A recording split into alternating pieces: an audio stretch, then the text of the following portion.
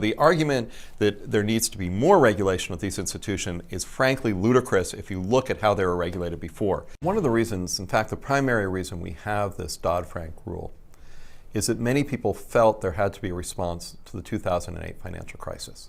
The government put forward a study on the financial crisis.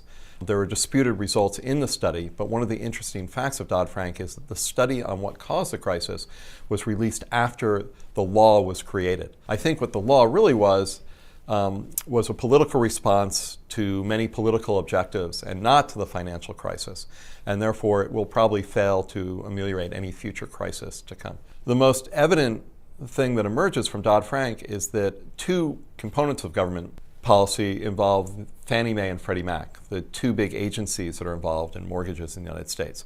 And neither of those are addressed in Dodd-Frank. So if you were going to say that housing had something to do with the crisis, and there are two government entities that had a huge amount to do with the crisis, at the very least the law could do would be to address those entities. And in fact, they're left out. Glass-Steagall was a law that was created in the 1930s that did a very interesting thing. It tried to segregate risk. It tried to take much of the risky assets and put it in one form of financial institution, and then it tried to take the rest, the safer assets, and put it in banks. Much of Glass-Steagall had already fallen apart by the time it was formally repealed. And it was destroyed because of monetary and fiscal policy in the 60s. So you see that when you put in these very, very restrictive rules, however well-intentioned they are, they require a lot of things to operate successfully.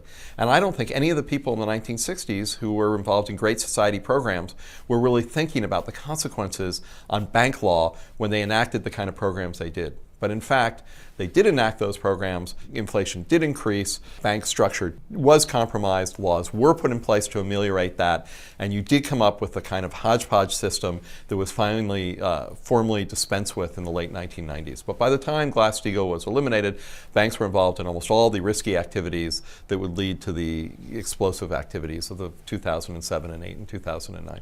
Many people have argued that finance needed more regulation. That's just frankly untrue. The fact is the financial institutions of America were supervised prior to the crisis by any number of entities. The fact is they did a terrible job, and the fact is many of those institutions have been given more authority in the aftermath of the crisis, and there's no evidence that they knew how to do the job they were doing beforehand. So the argument that there needs to be more regulation of these institutions is frankly ludicrous if you look at how they were regulated before. I think there's growing understanding of how terrible this law really is. The single most indicting read on Dodd-Frank is to read Dodd-Frank itself. I'm going to say it will either be overtly repealed, or secondly, it will be effectively repealed.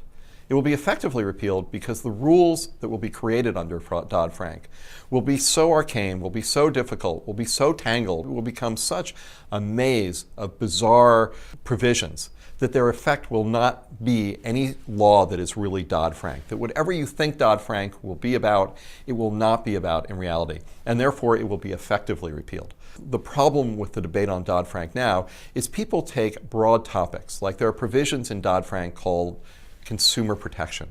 And they sound quite sanguine when you say consumer protection. It's just two words. But if you read the consumer protection provisions, you realize it has very little to do with consumer protection and all sorts of things to do with other sorts of interests that will not help anyone.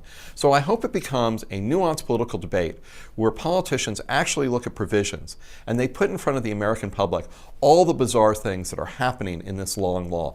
I think if people saw those bizarre provisions, then the law would be killed, and that would be